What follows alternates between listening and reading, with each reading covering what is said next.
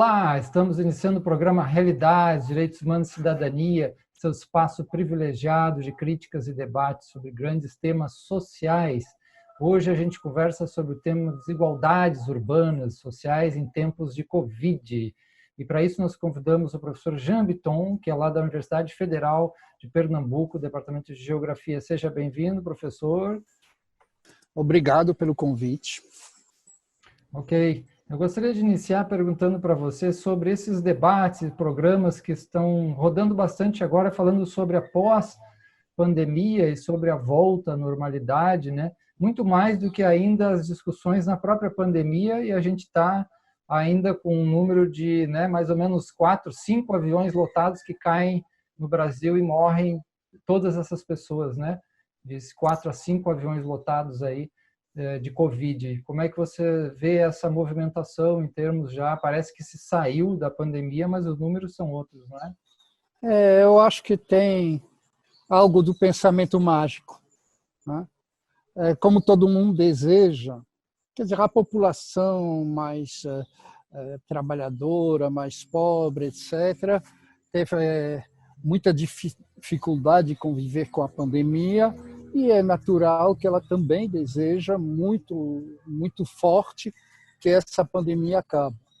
Do outro lado, a população letrada, aquela que ficou convivendo melhor porque pôde se isolar, pôde trabalhar por teletrabalho, etc., é isso que é estranho. Essa população, de repente, também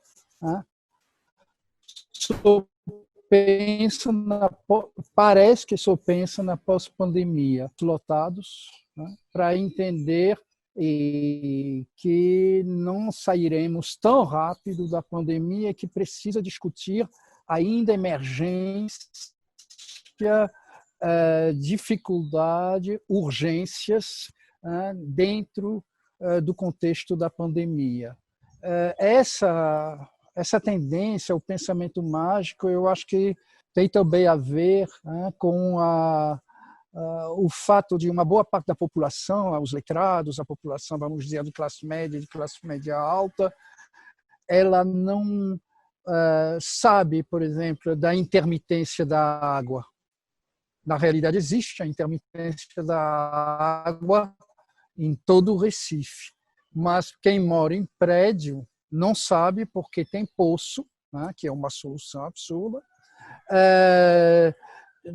Portanto, não sabe que a água não é garantida, não é fornecida todos os dias. Há muito, vamos dizer, há muitos prédios também que não têm esgoto, mas a população dos prédios não sabe disso.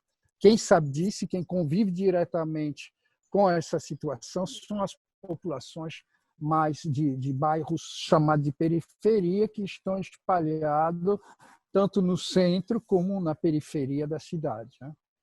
E eu acho que há questões emergenciais a ser discutidas. Bom, todo mundo fica livre. Quem quiser discutir pós-pandemia, que discute pós-pandemia. Eu, pessoalmente, não aceito discutir isso agora, devido à situação ainda emergencial que estamos vivendo.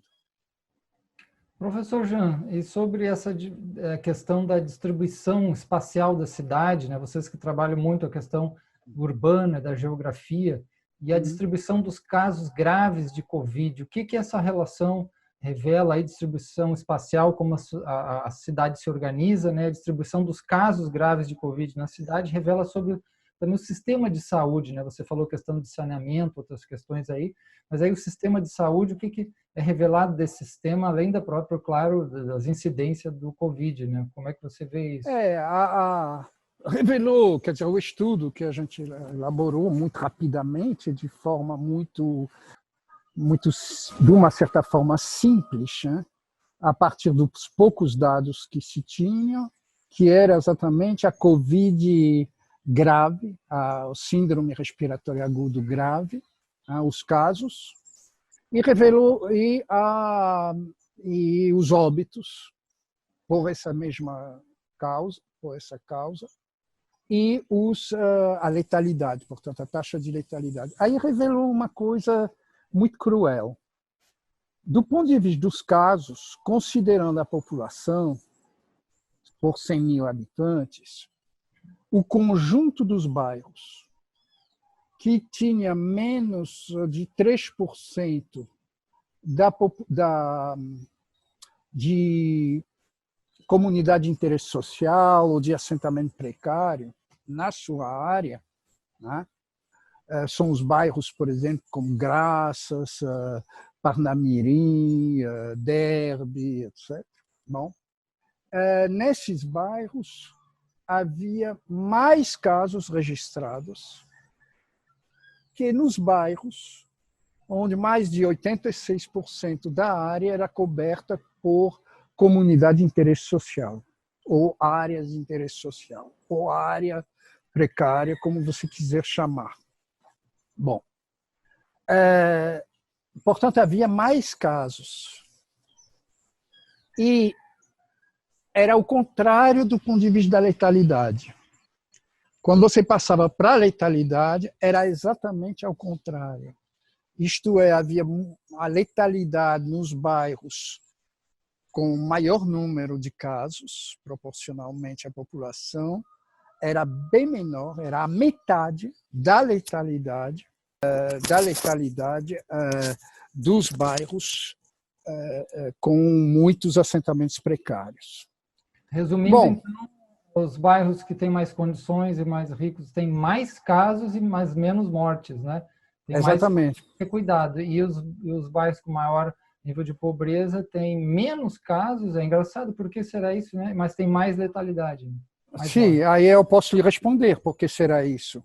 Que para poder chegar a ser diagnosticado com SRAG, com síndrome respiratória agudo, tem que ter acesso ao sistema de saúde. O que aconteceu é que a grande maioria das pessoas desses bairros, quando começava a apresentar sintoma, se procurasse uma unidade de saúde local, dizia assim, a sua situação, fique em casa, volta para casa, né, e espera. Se a situação se agravar, você volta. Enquanto nos bairros mais ricos, a população era mais testada, procurava a saúde suplementar nos hospitais privados, né, e havia, portanto, conseguia ser diagnosticado. E aí isso aconteceu, isso gerou o fato seguinte, que a população mais pobre chegava mais tarde a ser diagnosticada, isto é, geralmente em situação pior, já tinha piorado muito. Ao mesmo tempo, devido às deficiências de acompanhamento, né, pela saúde, pelo sistema de saúde público, pela demora a poder marcar consulta, pessoas com comorbidade eram menos acompanhados que aqueles da saúde privada. Foi muito triste, porque mostrou realmente que a saúde pública, ao perder a capilaridade que ela tinha, a presença no local, né, a não usar isso, né, fez com que as pessoas que conseguiram finalmente ser diagnosticadas com esse síndrome respiratório agudo, elas tinham mais dificuldade de se curar que aquelas outras. No Brasil, saiu ontem ou anteontem um artigo na Folha de São Paulo que mostrou que essa diferença no Brasil entre saúde pública e saúde privada foi de 50%. Aqui no Recife chega a ser de 100%. Agora, tem que dizer que desde que a gente fez o estudo, e a gente prolongou agora o estudo para julho, né, não houve grandes diferenças, continuou essa mesma desigualdade, né? Não se reduziu muito. Reduziu o aumento dos casos, né?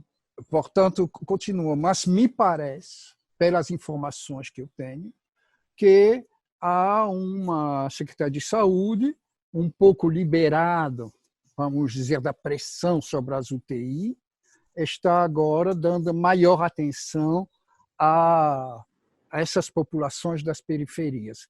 Mas, no entanto, você não reconstitui um sistema que perdeu a qualidade que ele tinha de capilaridade, de presença na rua, etc.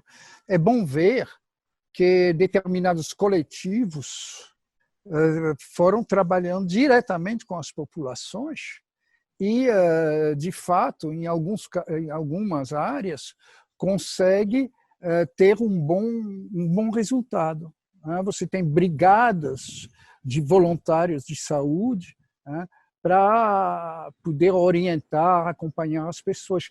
Tem que entender também que esse slogan fique em casa apavorou. Estamos numa guerra.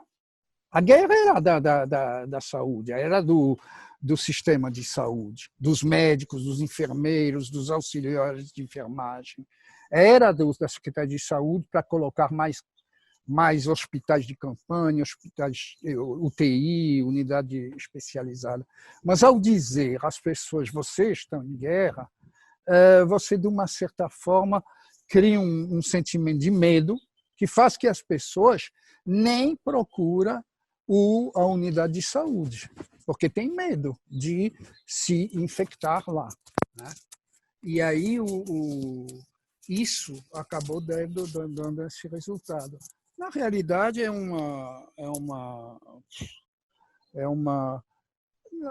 já foi constatado em outras doenças, né, como a zika, a chikungunya, as arboviroses, né?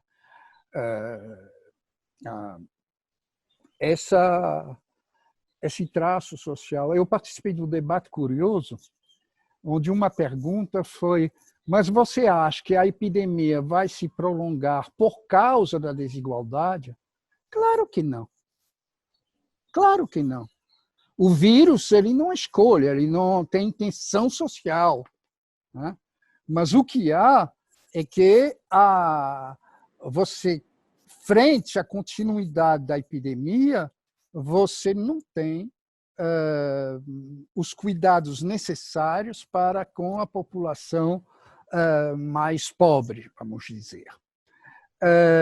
Hoje, o que é praticamente uma tragédia e uma urgência é a questão dos ônibus, a questão do transporte. Essa questão do transporte é realmente urgentíssima. E o que estou vendo?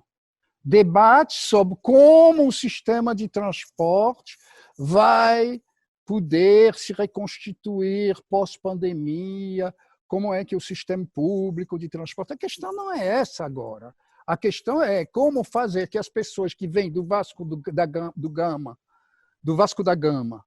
ou do Nova Descoberta, ou de Ibura, ou da Bomba do Emetério, para os bairros onde tem emprego, onde trabalham, como é que se consegue um sistema alternativo, não sei se utilizando táxi, utilizando vans, utilizando outras formas, para complementar os ônibus, para que os ônibus não sejam tão lotados. E não é voltar ao que era antes da epidemia, porque os ônibus antes da epidemia também estavam lotados. É isso. Ok, professor. É importante esse tema. Vamos continuar depois do nosso intervalo. Essa importante questões aí ligado também a esse período da pandemia que nós estamos vivendo ainda. Voltamos logo para conversar sobre esse tema junto com o professor Jean Bitton. Logo.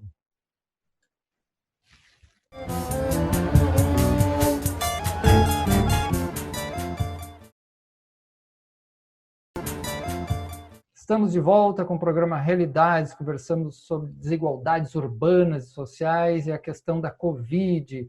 E temos aí a presença do professor Jean Bitton, Departamento de Geografia da UFPE.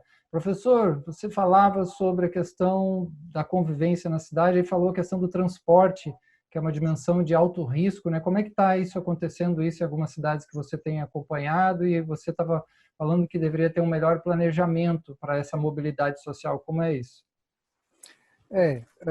Na realidade, não é que em outra cidade ficou melhor, né? Ou pior. Na realidade, a gente tem uma situação real de riscos de contaminação das pessoas quando são transportadas pelo sistema de transporte público nessa fase. Enquanto não tiver vacina, enquanto não tiver realmente possibilidade de dizer a epidemia, a pandemia terminou.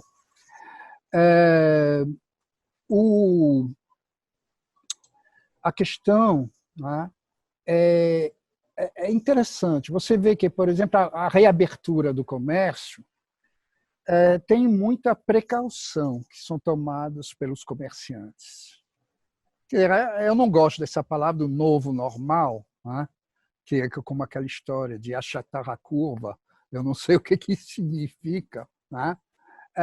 São fórmulas que surgiram, né? Mas assim, os shoppings, os comércios, os serviços, todos tomaram medidas.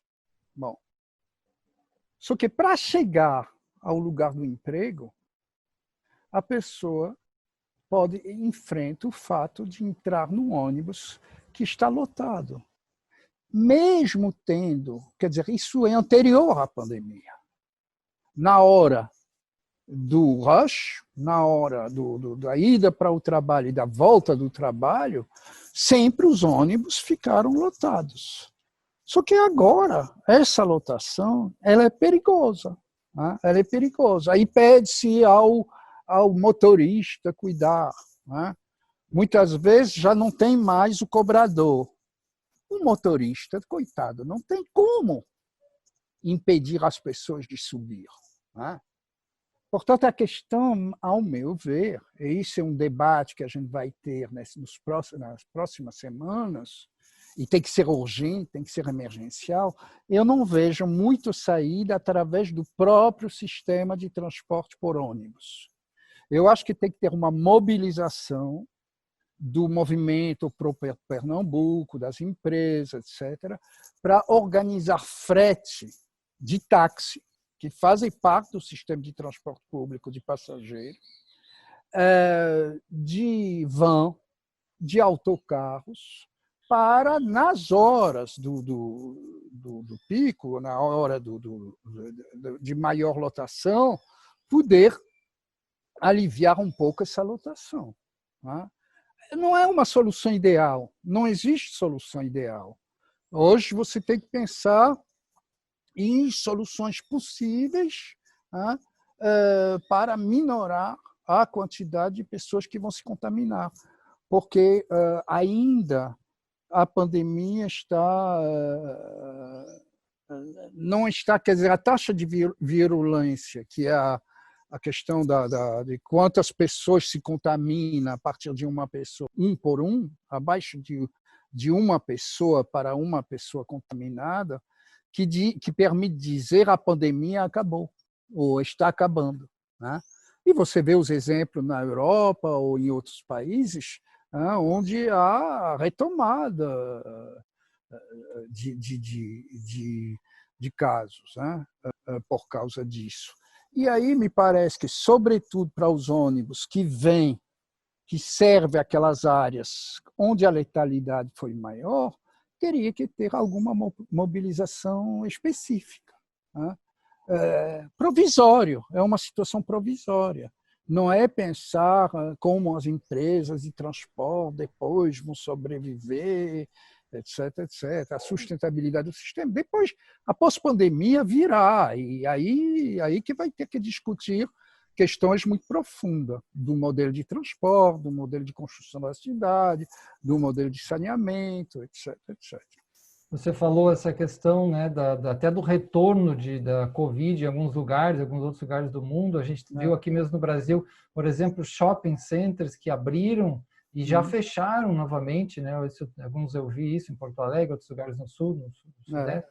E aqui, no caso do Recife, estão abertos, né? Eu acho que menos a parte de alimentação. Né? Como é que você vê essa atitude? Veja, eu tive um debate com um epidemiologista informático, trabalho com informático, matemático, com formação totalmente diferente da minha, o professor Jones Figueiredo, da Universidade Federal Rural. E nesse debate, que foi a dia 23 de junho, ele diz que era temerário reabrir. Mas ele explicou que a decisão, não, ele tinha repassado as curvas, todas essas curvas que mostrava que era temerário, e ele falou de novo nesses dias agora disso, novamente.